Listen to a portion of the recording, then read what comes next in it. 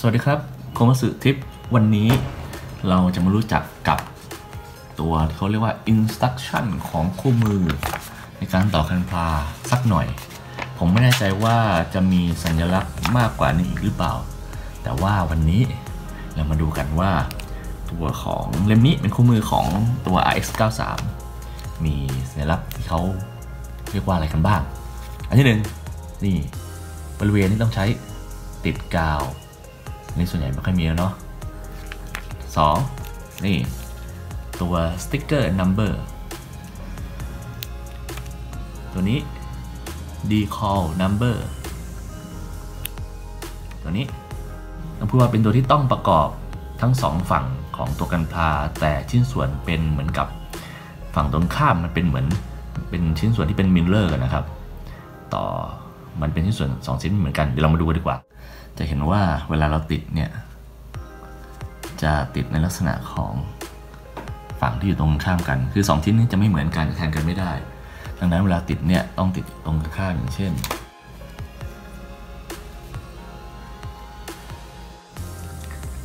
ส่วนตัวนี้สัญลักษณ์จะบอกว่าต้องต่อ2ข้าง2ฝั่งของกันพาแต่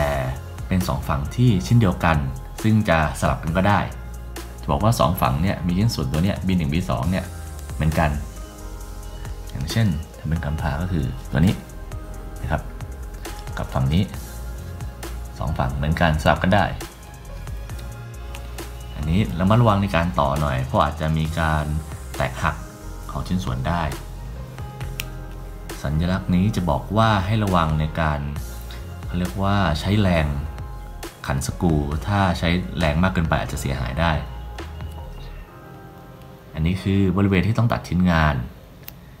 อันนี้จำนวนชิ้นงานที่ต้องทำขึ้นมาจะมีเบิ้ลคูณ2คูณ3คูณ4ในชิ้นส่วนที่ซ้ำๆกันสำหรับอันนี้ก็คือเป็นจุดที่ต้องต่อก่อนเลยต่อก่อนเพื่อนเลยเพราะว่าถ้าละเลยมาทำทีหลังอาจจะต้องแกะได้สัญลักษณ์ตัวนี้บอกว่าให้ทำก่อนคือให้ใส่ชิ้นส่วนเท่านี้ก่อนถ้าเราไม่ได้ดูตัวนี้เราเอาตัวที่ครอบ D1 นี่ครอบไว้ก่อนจะเห็นว่าตัว A2 เนี่ยมันจะติดอยู่บนคานตัวนี้ไม่สามารถใส่ลงได้ต้องแกะอีกงั้นเราใส่ตัวนี้ก่อนเราใส่ตัวนี้ที่หลังครับสัญลักษณ์นี้คือไว้ต่อหลังสุดไว้ต่อที่หลังจะเห็นว่าถ้าบางทีเห็น2ชิ้นแล้วประกบกันเลยเนี่ยลืมว่าตัวนี้ต้องใส่ทีหลังทำให้ต้องแกะออกมาแล้วก็ใส่ตัวของ PC 15เข้าไปใหม่นี่อันนี้คือการ move ตามตัวเลขที่บอกอาจจะเป็น180องศา90องศาก็ว่าไปแล้วก็จะมีทิศทางบอกส่วนสัญลักษณ์นี้ก็คือจะบอกว่ามันจะมีชิ้นส่วนให้เลือก2แบบอาจจะเป็นอย่างเช่นเป็น2เวอร์ชันคุณสามารถใช้ชิ้นส่วนเวอร์ชัน1หรือเวอร์ชัน2แทนกันก็ได้ให้เลือกเอาในการติดตั้งอย่างเช่น E14 หรือติด G8 นี่ไว้ดูอย่างตัวเนี้ยผมใช้ G8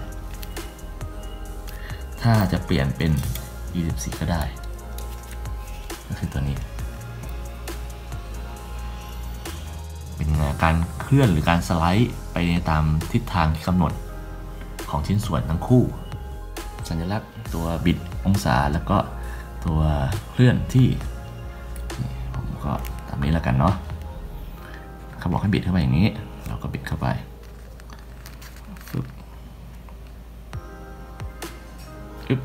แข็งหน่อยลงละแล้วก็นิ้วตามมาตามเขาว่านี่ข้อมือเลยเนาะ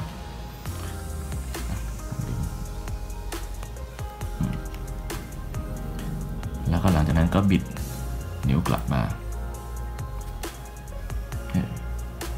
จริงๆคนนั้นทำนี้นิ้วกลับมา90องศามือนี่คือหมุน180องศาเนื่องจากเป็น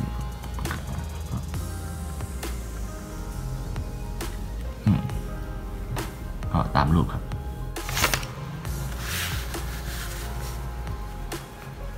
นั่นก็คือทั้งหมดของ